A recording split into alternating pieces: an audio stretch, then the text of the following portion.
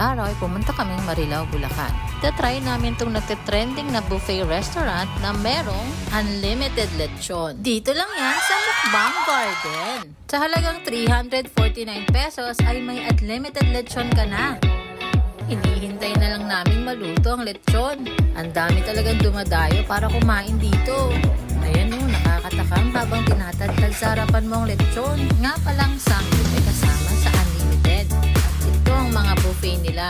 Worth it at sulit ang 349 pesos mo pag kumain ka dito. Ang pinaka nagustuhan ko talaga dito ay ang lechon nila. Masarap din ang ilan sa mga ulam na nasa buffet nila. Ang dami mong choices sa halagang 349 ay murang-mura na talaga. Kaya naman dinadayo ito eh. Sick with it, group drop.